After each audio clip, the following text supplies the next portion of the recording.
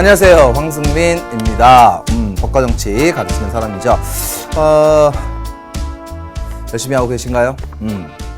열심히 하셔야 됩니다. 피할 수 없으면 그냥 가는 거죠. 그렇죠? 제가 좋아하는 말이 준비에 실패하면 실패를 준비하는 겁니다. 아시겠죠? 그래서 여러분들 준비하는 게 굉장히 중요한 작업이거든요. 뭐 수능 준비도 그렇고 뭐든. 그래서 준비되어 있는 자가 운도 따르는 거거든요. 그래서 여러분들 이제 그 수능 대학교 입학할 때까지는 실제로 운이 뭐 좀 중요하긴 하지만 실제로 뭐 그렇게까지 뭐 중요한 부분은 아니라고 생각이 듭니다. 근데 나중에도요, 여러분들이 이제 대학을 다니고 졸업하고 그다음에 사회 진출해서도요, 이 어느 순간에 운이 훅 들어오거든요. 근데 그 훅 들어오는 운을 잡기 위해서는 무엇이냐? 준비가 철저히 처절히 되어 있는 자가 그 운도 잡게 되는 겁니다. 아시겠죠? 선생님이 이제 스포츠 광이니까 뭐 야구나 뭐 그쵸?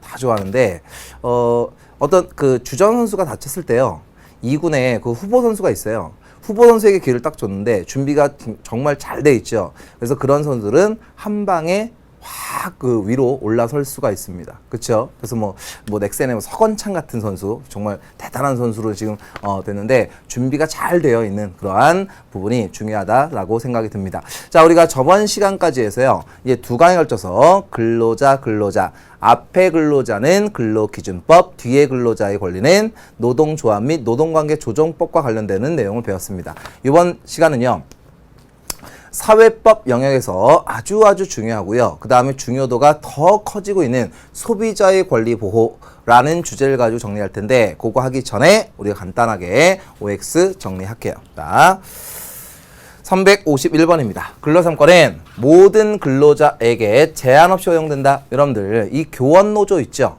전교조 있는데, 이 교원노조 같은 경우는요, 단결권, 단체 교섭에 대한 권리는 있지만 단체 행동권은 없습니다.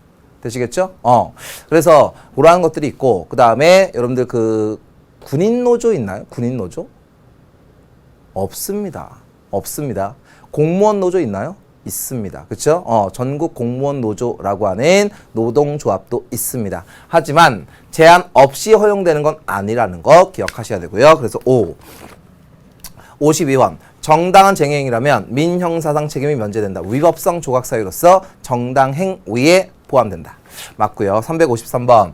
임신을 이유로 해고를 당했으면 부당노동행위에 해당한다. 아니죠. 이거는 부당해고입니다. 됐고, 353의 X. 근로3권은 열거적 권리. 요거 기억나시나요? 근로권은요, 사회권으로서 국가의 일정 행위, 급부를 요구할 수 있는 권리이기 때문에 국가라는 존재가 반드시 필수적으로 필요한 것입니다. 그러므로 이거는 포괄적이 아닌 열거적 권리라고 표현했었죠? 오케이, 맞고요. 355번. 파업을 하기 전에는 반드시 조정을 거친다. 맞죠? 조정전치라고 얘기했고요. 자, 조정과 달리 중재는 양 당사자의 수락을 필요로 하지 않는다. 맞죠? 조정은 수락을 해야만 단체 협약과 동일한 효력이 있는 것이고요. 중재는 수락 여부와 관계없이 단체 협약과 동일한 효력을 띠게 됩니다. 다만 재심 청구라든가 소송 제기는 가능하다 그랬습니다. 그래서 5. 노동위원회를 통한 구제와 별도로 해고 무효 확인 소송을 제기할 수 있다 그랬죠. 그래서 제가 어떤 문제가 발생했으면 이렇게 해서 진노위, 중노위 행정소송으로 올 수 있다 그랬고, 그 다음에 곧바로 민사소송 제기할 수 있다 그랬죠. 그거 얘기하는 겁니다. 357번의 X. 358번. 부당노동행위를 이유로 진노위에 구제 신청을 할 수 있다 그랬죠. 됐습니까? 359번. 중노위의 결정 전에는 행정법원에 소송을 제기할 수 없다 그랬습니다. 맞죠? 왜? 행정법원에 소송 제기하는 건 중앙노동위원회의 결정에 대해서 소송을 제기하는 거니까 당연히 논리가 그렇게 된다. 360번. 직장 내 성희롱은 남녀 고용 평등 및 일가정 양립 지원에 관한 법률에 근거하여 성추행은요, 이건 터치가 이루어지는 겁니다. 이거는요, 성범죄입니다. 근데 직장 내 성희롱은 성범죄가 아닙니다. 아시겠죠? 그러므로 이거는 X 하시면 되겠습니다. 자, 여기까지 하도록 하고요. 제가 앞에서 말씀드렸듯이요. 이번 시간 소비자의 권리 보호거든요. 자, 당연히 여러분들은 뭐냐? 소비자의 권리는 어떻게 보호돼야 되느냐라는 초점을 딱 맞추고 쫓아오시면 훨씬 쉽게 정리할 수가 있습니다. 한번 갈게요. 여러분들 이 소비자의 권리 보호인데요. 이 부분을 제가 정리할 때는요. 선생님의 방식은 법의 이름을 가지고 주로 정리하거든요. 법의 이름. 그게 정확히 카테고리로 딱딱딱딱 나눌 수 있기 때문에 조금 쉽게 정리할 수 있지 않을까 해서 그렇게 정리해 드립니다. 법의 이름이 막 중요하거나 그런 건 아니겠지만. 자, 보세요. 소비자의 권리 보호로서 소비자 기본법이라는 법이 있습니다. 소비자 기본법. 이 소비자 기본법은 뭐냐? 소비자의 권리를 보호하는 건 당연히 기본적인 것이다 라는 취지입니다. 알겠습니까? 예전에 소비자 기본법은요. 소비자 보호법이라고 불렀어요. 알겠습니까? 그래서 소보법 이렇게 불렀거든요. 근데 이 소비자 기본법은 소비자의 권리 보호는 너무너무 중요하고 기본적이고 바탕에 깔려 있는 거니까 이건 기본법이야 라고 얘기하는 겁니다. 아시겠죠? 그 취지는 아시겠죠? 근데 이 소비자 기본법의 내용은 뭐가 있냐? 자, 이런 게 있어요. 소비자의 8가지의 대단한 권리가 있습니다. 소비자의 8가지의 권리가 있다. 됐습니까? 자, 그러면 이 소비자의 8가지 권리는 뭐가 있냐? 안전에 대한 권리가 있습니다. 안전에 대한 권리. 됐습니까? 여러분들 컵라면 용기를 보면요. 뜨거운 물 주의하세요 라는 말이 쓰여 있는지 제가 확인해 본 적은 없는데 쓰여 있지 않을까 싶어요. 됐습니까? 그 다음에 뭐 어디에는 애들 주의하세요 이런 말 써져 있거든요. 이게 뭐냐? 안전에 대한 권리입니다. 됐습니까? 그 다음 이 소비자의 권리에는 대단한 게 알 권리라는 게 있어요. 뭐냐? 이 제품 사용할 때 그 제품 사용 정보를 제시하고 있죠. 그래서 약 같은 거 보면은 거기에 굉장히 디테일하게 써져 있습니다. 됐습니까? 재료나 용법이나 용량 이런 것들이 다 써져 있어요. 자, 그리고 뭐가 있냐? 선택할 권리라는 게 있습니다. 여러 가지가 쭉 나열되어 있으면 그 중에 나는 내 마음대로 선택을 하면 됩니다. 아시겠죠? 고깃집 가서 소고기를 먹건 돼지를 먹건 닭고기를 먹건 내 마음입니다. 아시겠죠? 그리고 의견을 반영시킬 권리가 있습니다. 제품 사용할 때 이러한 게 있는데 이러한 게 제대로 되어 있지 않네 라고 할 때 내 의견을 반영할 수 있습니다. 됐습니까? 그리고 제품을 사용하다가 여러 가지 피해가 발생했다. 그러면 그 피해를 보상받을 필요가 있겠죠? 피해 보상에 대한 권리가 있습니다. 그 다음에 제품 사용에 있어서 그 제품 사용 방법에 대한 교육을 받을 권리도 있고요. 그 다음 단체, 소비자 단체를 조직할 권리도 있습니다. 단체 조직권도 있고요. 그 다음에 어떤 제품을 사용할 때 뭐냐? 쾌적한 환경에서 소비할 권리가 존재하는 겁니다. 알겠습니까? 소비자의 8대 권리는 아하 이러한 것들이 있구나라는 정도 기억해 두시면 됩니다. 이거요. 여러분들 달달달 외울 것까지는 없고요. 딱 보면서 아 이런 거 라고 생각하시면 됩니다. 됐습니까? 여러분들 선생님이 이제 개인적으로 라면을 굉장히 좋아해요. 30세끼리 라면 먹을 수도 있는 사람인데 이 라면 컵라면은 개인적으로 좋아하진 않는데 어쨌든 이 컵라면 용기에 딱 보면은 거기에 이 안에 홈이 파져 있죠. 그럼 거기까지 물을 붓는 게 맛있지 않을까? 라고 제시해 주는 거죠. 이런 것들이 다 알 권리입니다. 아시겠습니까? 그러니까 이런 것들은요. 뭐냐? 문제 출제 포인트는 뭐냐? 어떤 제시문 또는 제시 그림이 딱 나왔을 때 이게 어떻게 반영이 되는지에 대해서 논리적으로만 보시면 되는 것입니다. 아시겠죠? 이런 것들. 자, 됐습니다. 이게 소비자의 8대 권리로서 소비자 기본법에 나와 있는 것입니다. 오케이. 자, 이렇게 하는 거고요. 그래서 이 소비자 기본법은 아하 소비자와 관련되는 것 규정이 되어 있고요. 됐습니까? 당연히 사업자와도 관련성이 있겠고요. 그 다음에 국가 또는 지방자치단체 국가의 책무 같은 것도 나와 있습니다. 됐습니까? 소비자의 책무도 있겠죠. 자, 제품 사용법에 따라서 그 제품을 사용해야죠. 됐습니까? 만약 예를 들어서 220V에 꽂아야 됩니다. 근데 1000V에 꽂았어요. 지금 잘못되겠죠. 됐습니까? 당연히 제품 사용법에 따라서 사용해야 될 의무가 있겠죠. 됐습니까? 책무라고 하는 게 더 올바른 거가 되겠죠. 근데 여기서요. 이 사업자 있죠. 그 다음에 국가 또는 지자체가 있죠. 자, 사업자는요. 당연히 피해 보상 기구를 설치해야 됩니다. 그 안에. 됐죠? 저 이만큼 문제가 발생했는데 돈 주세요. 라고 하면 빠르게 해결해야죠. 그리고 국가 또는 지자체는요. 뭐냐? 소비자에게 돈을 피해 배상, 피해 보상을 줄 의무가 있는 건 아니죠. 다만 이 국가 또는 지방자치단체에서는 뭐냐? 소비자가 피해를 봤을 때 사업자로부터 빠르게 돈을 받을 수 있도록 도움을 주는 거죠. 됐습니까? 그럼 만약 이렇게 나올 수도 있거든요. 소비자에게 피해 발생했다. 그럴 때는 신속하게 국가 또는 지자체가 피해 보상을 해 주어야 한다. 맞습니까? 틀립니까? 절대 틀리죠. 왜 국가 또는 지자체가 돈을 줍니까? 이거는 사업자가 주는 것이죠. 알겠습니까? 사업자. 근데 이 사업자에서요, 여러분들 특히 자동차 같은 경우가 그 사례가 많은데 이 사업자는요, 자, 뭘 할 수 있느냐? 자, 요걸 할 수가 있죠. 리콜이라는 제도가 있습니다. 됐죠? 그래서 어떤 회사에 리콜 사태가 발생했다. 어떤 회사에 리콜 사태가 발생했다. 라는 건 뭐냐? 이미 문제가 발생했거나 아니면 앞으로 문제가 발생할 것이 예견됩니다. 그럴 때 빠르게 수리 또는 교환을 한다. 알겠습니까? 빠르게 빨리 알려준다. 이게 리콜 제도입니다. 알겠습니까? 다시 부른다는 얘기 아닙니까? 쉽게 얘기해서. 그래서 이거는 뭐냐?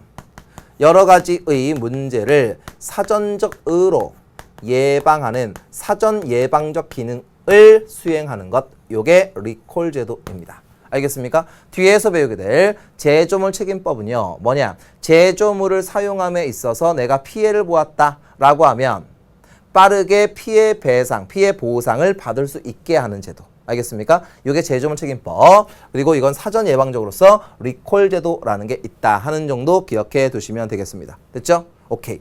자, 이렇게 됐고요. 그리고 이 한국 소비자 기본법에 의해서 출연한 그 기구가 있습니다. 뭐냐? 한국 소비자 원이라는 게 있습니다. 한국 소비자 원 산하에 뭐가 있느냐? 소비자 분쟁 조정위원회라는 것도 있습니다. 이거는 모두 한국 소비자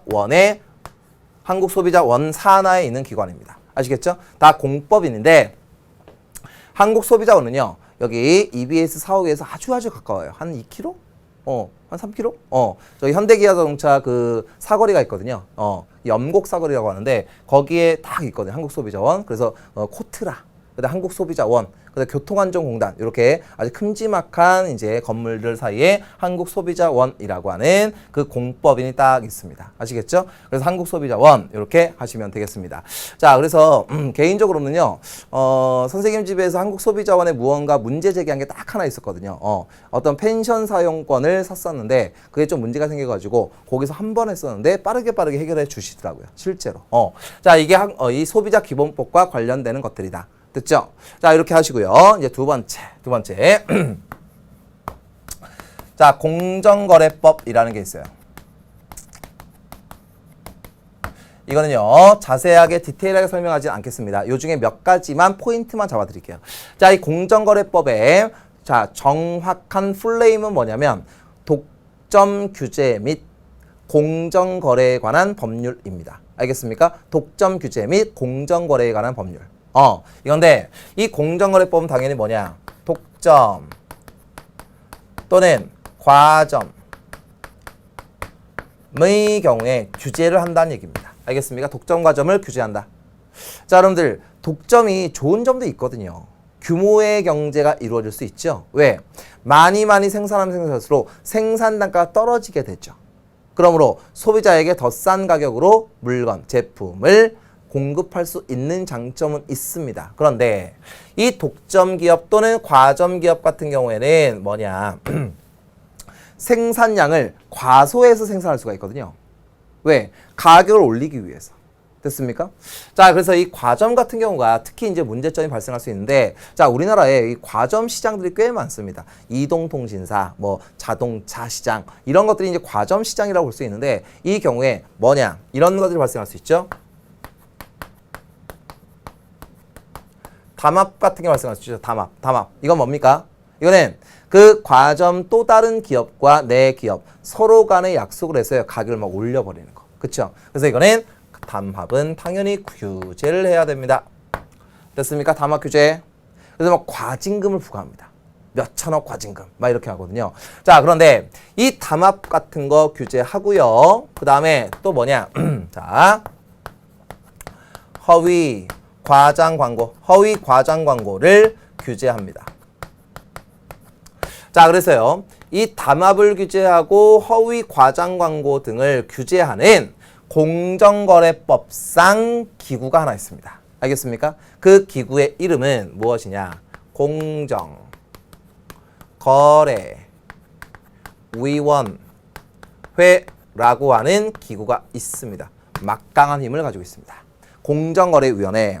자, 그래서요, 대기업에서는요, 이 공정거래위원회를 굉장히 무서워합니다. 왜? 담합을 하다 걸리면은 막 몇천원 막 과징금 막 때리고 막 그러거든요. 그래서 이 공정거래위원회를 알아두셔야 되는데, 일단 뭐냐? 담합 규제한다, 오케이. 그 다음에 허위 과장 광고를 규제한다, 오케이. 이렇게 딱 기억하시면 되고요. 그리고 또 하나. 자, 보십시오. 이 소비자 분쟁은요, 소비자 권리 침해는 굉장히 많은 경우가 발생할 수 있거든요. 그쵸? 근데 따지고 보면 뻔한 경우가 많거든요. 뻔한 경우. 휴대폰 문제, 노트북 문제, 무슨 문제. 아주 그냥 유형이 딱 돼 있죠. 유형이. 그래서 이 공정거래위원회에서는 뭘 하느냐? 품목별, 그 다음 유형별,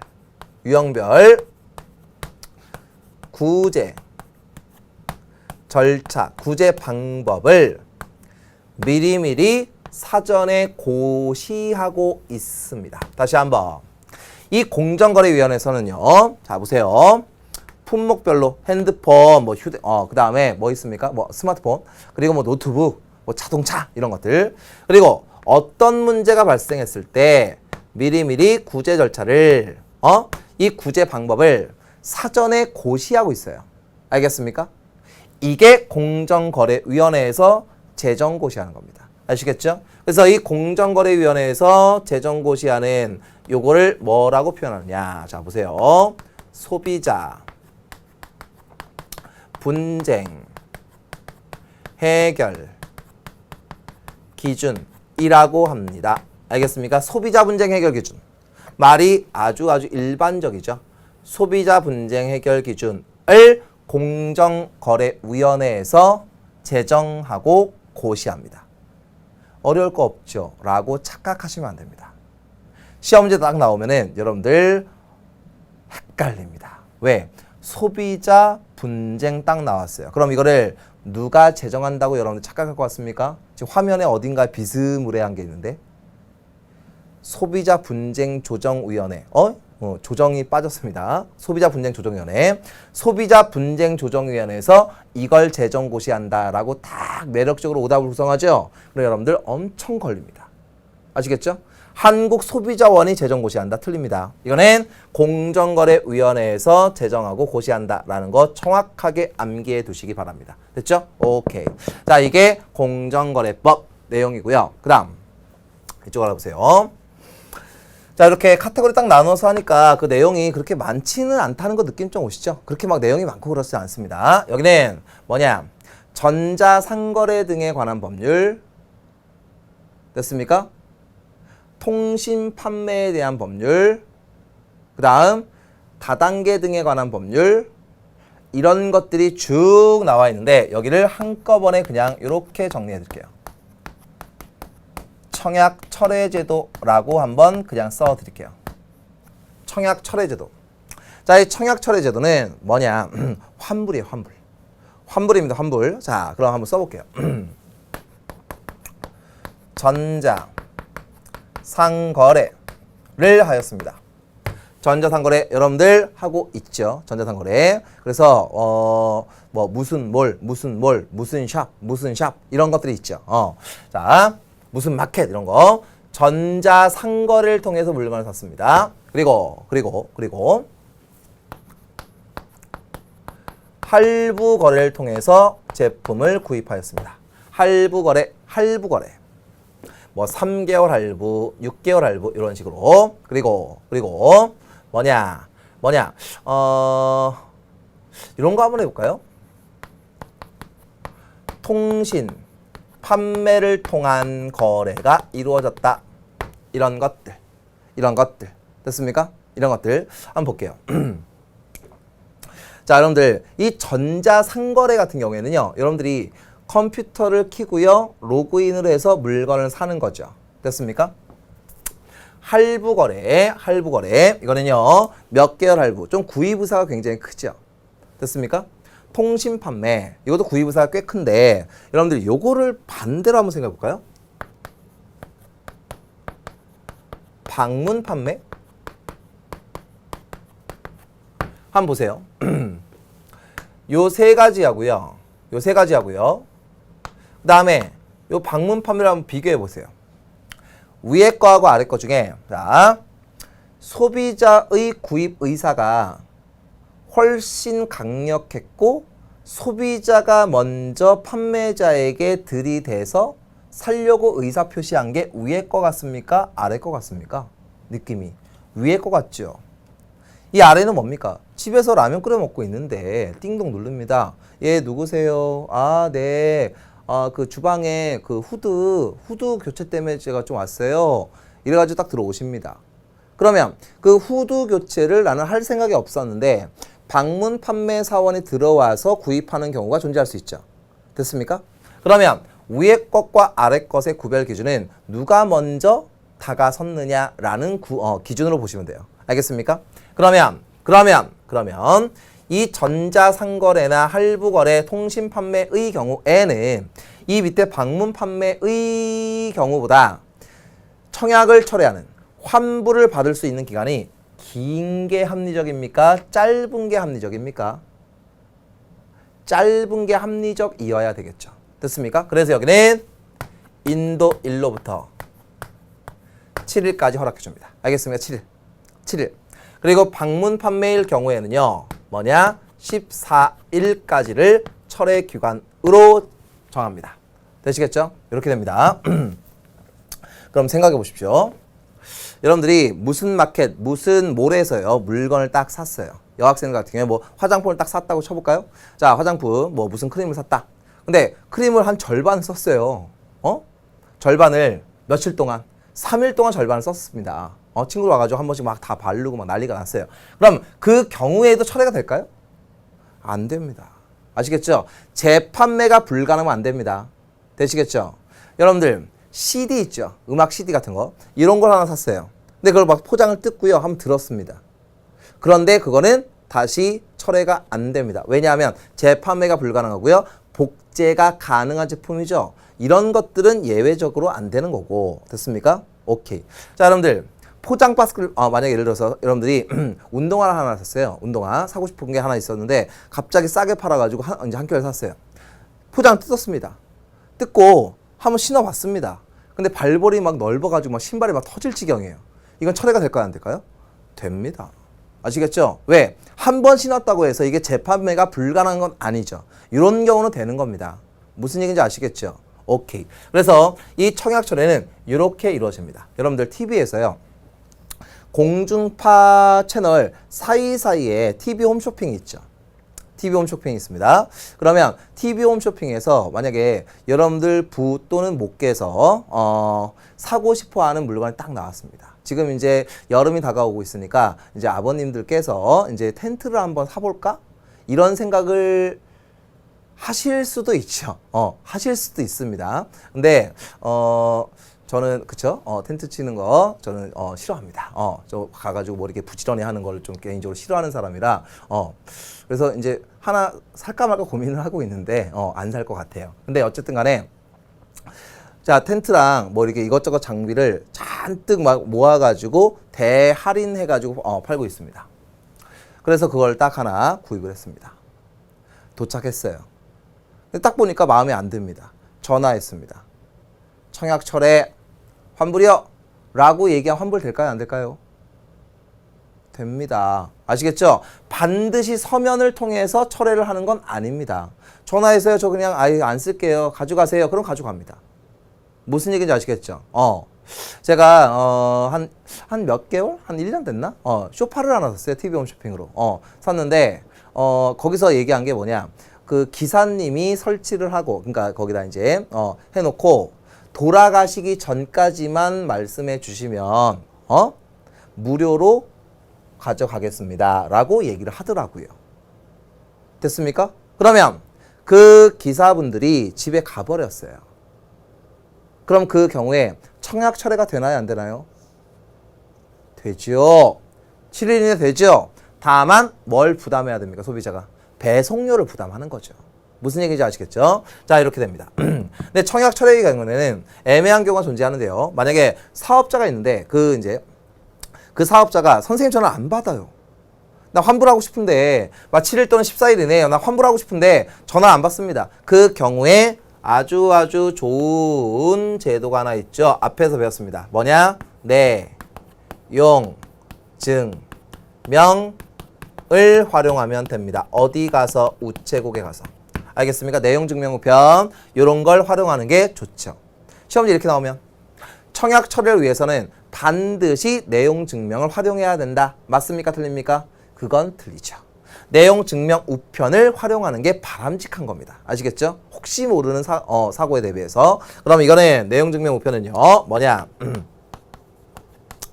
발송 일이 효력 발생 시점입니다. 알겠습니까? 이게 청약 철회 제도입니다. 되시겠죠? 오케이. 이렇게 딱 해놓고 자, 이제 이번 시간에 배우는 것 중에 가장 중요한 뭐냐?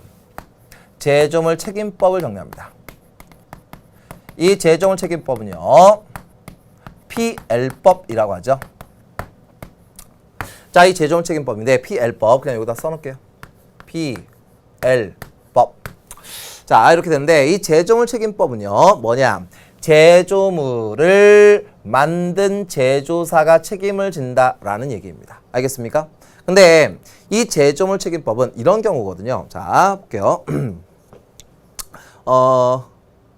어떤 사람이 운전을 해서 주유소를 들어갔습니다. 실제 있었던 일인데요.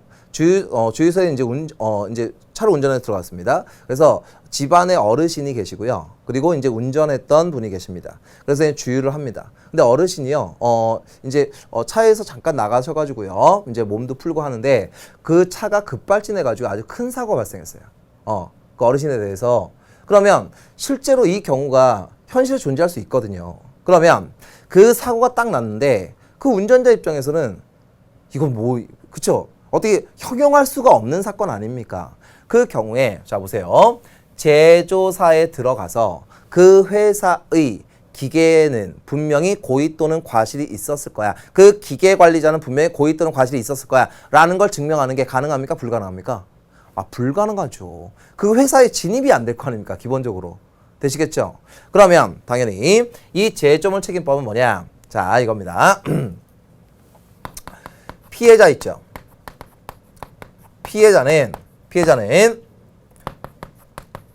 사업자의 피해자는 사업자의 고의 또는 과실을 입증하기가 피해자는 그 회사 측에 고의 또는 과실을 입증하기가 어려운가요? 쉬운가요?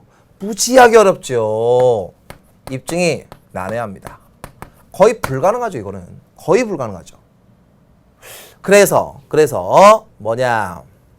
피해자는 원칙대로 따지면 고의 또는 과실이 가해자에게 있음을 고의 또는 과실을 입증해야 되는 것이죠. 불법행위에. 원래는 잘 보세요.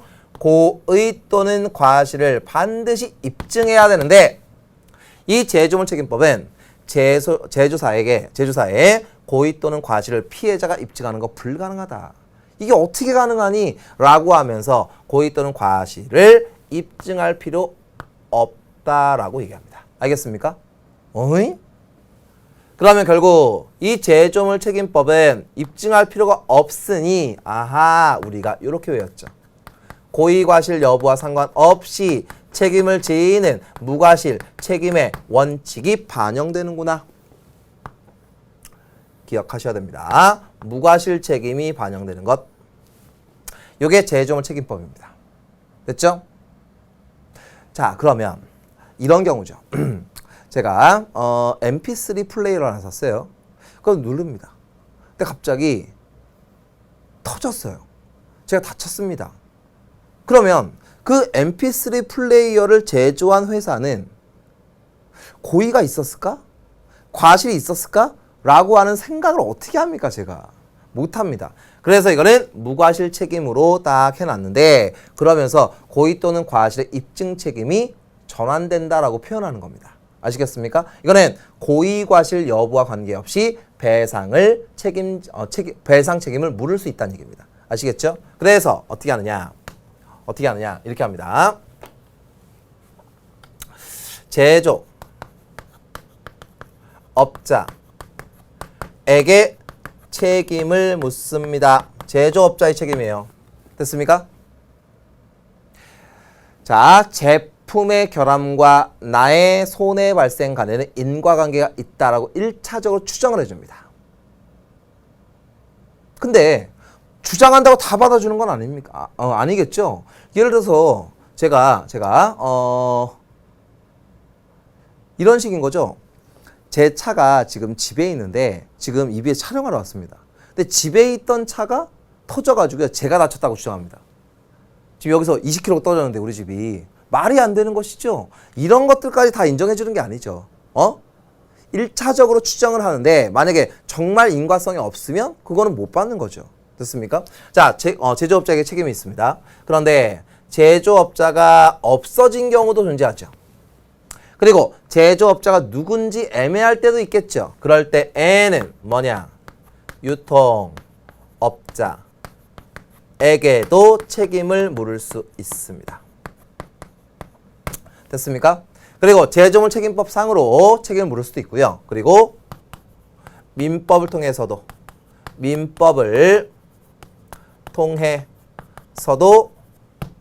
뭐냐? 구제가 가능합니다. 이게 제조물책임법의 특징입니다. 되시겠죠? 됐고, 근데 제조물책임법은 자, 특이한 게 있는데 자, 무과실 책임인데요. 요거 반드시 외워놓으십시오. 면책사유가 존재한다는 것 암기하십시오. 면책사유에 뭐가 들어가는 건지는 보면서 이해만 하시면 되는데 이 면책사유가 있다는 자체를 외우시라고요. 혹시 학교에서 면책사유를 뭐 3가지 이상 써라 이러면 뭐 그 사유를 써야겠지만 자, 면책사유에 뭐가 있느냐 이런 게 있습니다. 제조 당시에 그 당시에 과학, 기술 수준으로는 도저히 알아낼 수 없었던 상황이 나중에 10년, 15년 이후에 발생했습니다. 이런 것까지 책임을 지는 건 아니랍니다. 알겠습니까? 그리고 국가에 어떤 법령이 있을 거 아닙니까? 자, 법령을 준수했어요. 근데 법령을 준수했더니 오히려 문제가 사고가 발생한 겁니다. 이런 거. 됐죠? 그리고 유통 의도가 없었는데 유통된 경우 이러한 경우에는 면책이 되는 겁니다. 어떤 경우입니까? 어떤 도둑놈이 들어온 거예요. 도둑놈이 들어와가지고 그 물건을 가져갔습니다. 시중에 뿌렸어요. 근데 그 물건을 사용하다 사람들이 다쳤습니다. 아시겠죠? 이런 경우까지 책임을 지는 건 아닙니다. 아시겠죠? 이 면책 사유도 존재한다는 거 기억해 두셔야만 합니다. 됐죠? 이게 제조물 책임법에서 여러분들이 알아둘 내용들이죠. 됐습니까? 자, 이렇게 했어요. 그러면 지금 저하고 뭐냐? 이 소비자 기본법을 배웠고요. 공정거래법, 독점규제인 공정거래에 관한 법률, 그 다음에 청약 처리제도 배웠고요. 그 다음에 제조물 책임법이라는 걸 배웠습니다. 이 내용을 잘 기억해 놓고, 그 다음에 일로 오시면 이제 구제를 배웁니다. 구제 절차. 구제 절차입니다. 자, 우리가 근로자 파트에서도 비스무리하게 제가 정리해 드렸거든요. 여러 가지 사례를 쭉 나열해 놓고 나중에 구제는 어떻게 받는 거지? 라는 걸 얘기했었죠. 여기도 똑같은 방식입니다. 자, 뭐냐? 자, 어떤 사고가 발생했습니다. 그러면 사업자에게 전화해서요. 이런 사고 발생했는데 어떻게 하실 거예요? 묻습니다. 그럼 사업자에게 배상 또는 보상을 받았습니다. 그럼 그걸로 끝나는 거죠. 됐습니까? 근데 그게 되지 않을 때 어떻게 되느냐. 자, 여기로 갑니다. 여기로 가요. 어디로 가느냐. 한국 소비자원에 갑니다. 한국 소비자원. 됐죠? 여러분들, 허위 과장 광고는요, 공정거래위원회 소속입니다. 아시겠죠? 그리고, 이런 것들도 있죠. 허위 과장 광고라고 하는 건 이런 식이죠. 내가 구입했던 물품과 그 다음에 광고의 내용이 서로 다른 거죠. 이럴 때는요. 뭐냐. 물건을 받은 날로부터 90일, 그 다음에 그 잘못된 사실을 안 날로부터 30일 이내에 철회할 수가 있어요. 조금 더 길죠. 철회 기간이. 됐죠? 예를 들어서 나는 가죽인 줄 알고 샀습니다. 근데 레자, 그러니까 비닐이에요, 비닐. 이럴 경우에는 철회 기간 더 줘야 되죠. 이런 거 이제 공정거래위원회에서 이제 주로 이제 주관하는 것들이고, 대체로 근데 한국소비자원에 와서 따져 물을 수도 있어요. 근데 한국소비자원에서요 뭘 하느냐? 합의 권고를 합니다. 근데 그 권고가 이루어지지 않으면 뭐냐? 소비자 분쟁 조정 위원회로 쫓아갑니다. 소비자 분쟁 조정 위원회로 갑니다. 그럼 여기서 뭘 하겠습니까? 그전에 한번 배웠었는데 조정이라는 절차를 거치게 됩니다. 조정이라는 절차. 됐습니까? 그러면 이 조정이라는 절차를 수락을 하잖아요. 수락을 하면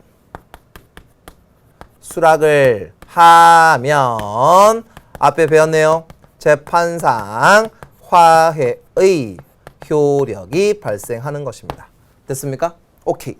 그런데 이 발생이 되고요. 곧바로 어디로 달려갈 수 있겠습니까? 법원으로 달려갈 수도 있겠죠. 무슨 법원? 민사법원으로도 달려갈 수 있겠죠. 자, 다시 한번 보십시오. 선생님이 저번 시간에 근로자의 권리 구제 절차하고 비스무리하게 지금 정리하려고 한 겁니다. 아시겠죠? 자, 사업자에게 바로 달려갈 수 있겠지만 만약에 거기서 문제가 해결되지 않았으면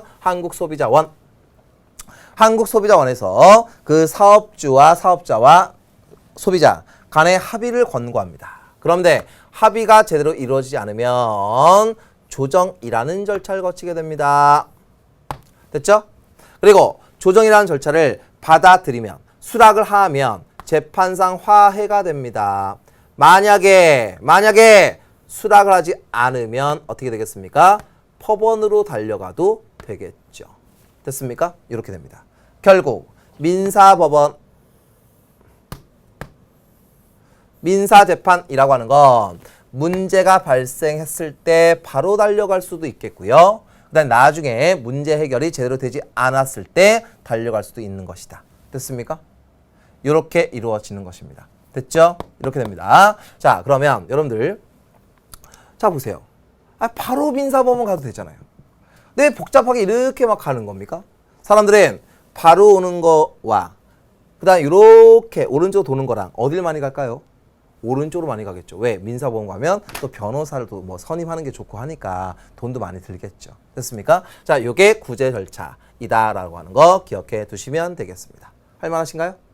오케이. 그러면 문제 풀고 정리하고 마무리 짓도록 하겠습니다.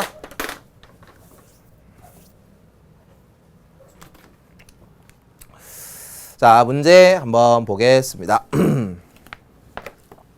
여기서요 문제 풀고 그 다음에 하나 더 정리할 게 있긴 있거든요. 그거 잠깐만 설명을 할게요.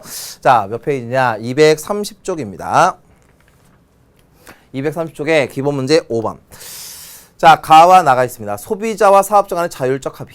외부 기관을 통한 피해 구제, 한국소비자원 이런 게 있겠죠. 기업. 가에서 소비자 분쟁 해결 기준을 활용할 수 있다. 아, 당연히 활용할 수 있죠. 미리 정해놓는 거니까. 됐죠? 기억은 맞고요. 니은 소비자 기본법은 가와 관련한 규정을 갖고 있지 않다. 갖고 있겠죠. 그 다음 니은 그 다음 디귿 나에서 소송 가장 강제적 해결 방법 맞고요. 릴 나에서 당사자 간의 합의를 통한 피해 구제를 시도하지 않는다. 왜 하지 않습니까? 한국소비자원에서도 할 수 있습니다. 자, 그 다음에 7, 8번.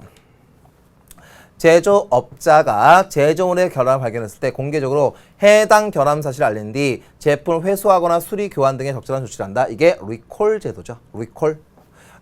제조업자가 제조물의 결함으로 인해 생명, 신체, 재산상의 손해를 입은 사람에 대해 제조업자의 고의나 과실에 관계없이 손해를 배상한다. 이거는 제조물 책임법에 대한 내용이겠죠. 가나 제도의 명칭을 각각 쓰죠. 설명을 의미했네요. 리콜과 PL법, 제조물 책임법. 자, 설명으로 틀린 걸 찾아보세요. 1번. 리콜은 사전 예방적 성격이 강하다. 설명했죠? 2번. 가는 소비자 기본법에 관련 규정이 존재한다. 설명했던 내용이죠. 3번. 나에서 결함에는 표시상의 결함. 표시에서도 결함이 발생할 수 있는 것이죠. 그래서 맞고요. 그 다음에 4번. 나의 제조업자가 책임지는 것은 무과실 책임의 성격. 맞고요. 5번. 나와 달리 가는 손해가 발생한 특정 소비자의 한정된 피해 구제 절차이다. 그런 게 아닌 거죠. 그래서 답은 5번 하시면 되겠습니다. 되시겠죠? 뭐 어려운 내용은 아니고.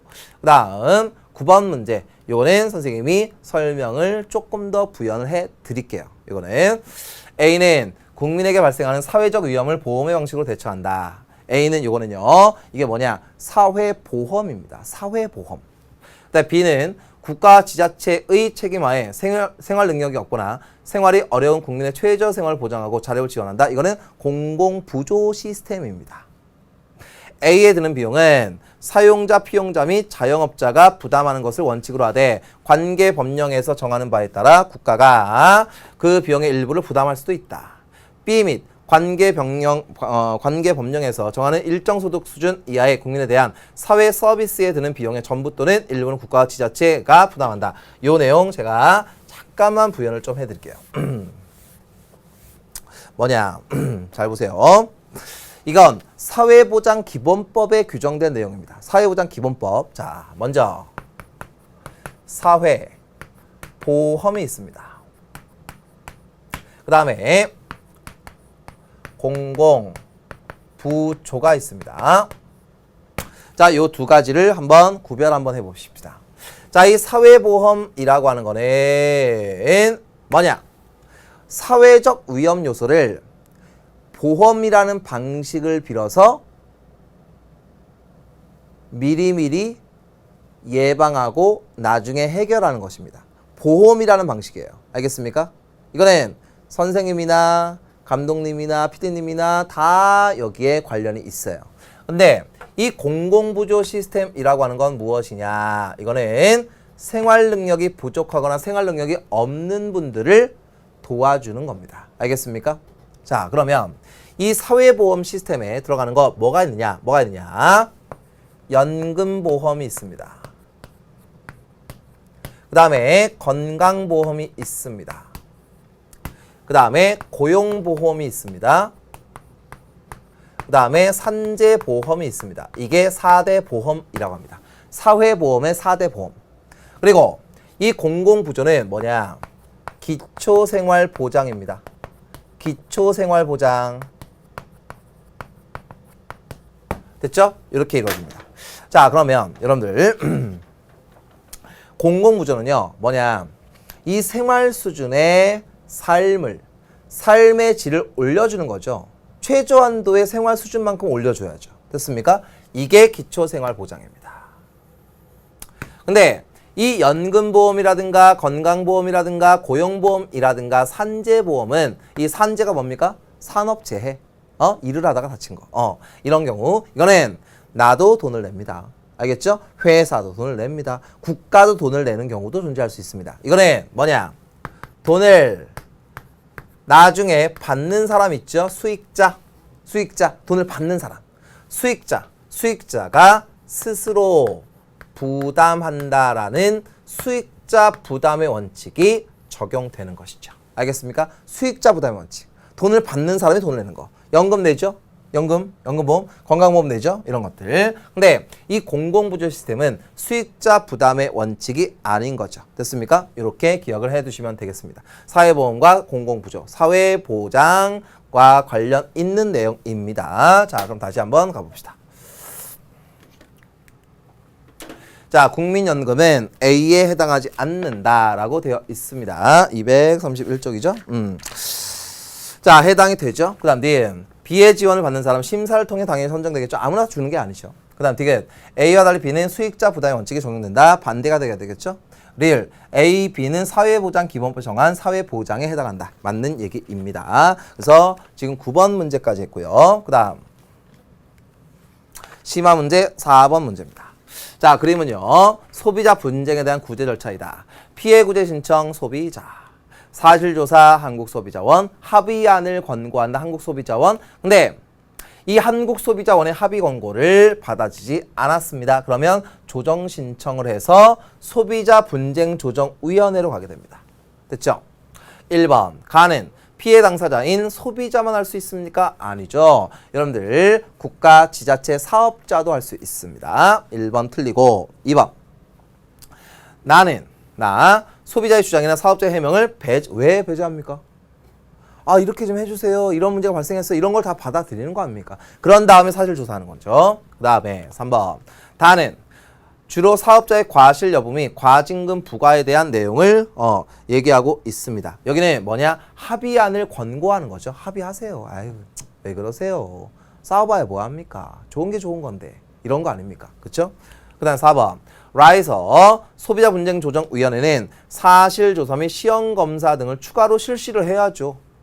여기서 했던 거 추가되는 게 굉장히 많은 거 아닙니까? 그쵸? 그 다음 5번 마에 대해 분쟁 당사자가 모두 수락한 경우 재판상 화해에 동일한 효력이 발생하기 때문에 당연히 재판상 화해의 효과이기 때문에 재판이 진행되지 않는 것이죠. 됐습니까? 답은 5번 하시면 됩니다. 자, 이번 시간에 했던 거 간단히 보면 소비자의 팔대 권리, 청약 철회, 그쵸? 제조물 책임법, 요 내용 잘 받으시고요. 소비자의 피해 구제 절차로서 이러한 내용을 우리가 정리했었습니다. 자, 이렇게 해서 우리가 지금 몇 강입니까? 37번째 강이었네요. 요 부분의 소비자 권리 보호를 정리하였습니다. 어려웠나요? 아닙니다. 여기는 논리가 그렇게 많지는 않았기 때문에 어렵진 않았을 것 같고요. 다음 시간에 정리할 게 무엇이냐? 국제법과 국제관계 그리고 국제사회를 바라보는 관점에 대해서 정리합니다. 지금부터는요. 내용이 그렇게 어렵지 않으니까 부담을 좀 덜 가지고 정리하셔도 됩니다. 아시겠죠? 복습 잘 하시고요. 다음 시간에 뵙도록 하겠습니다.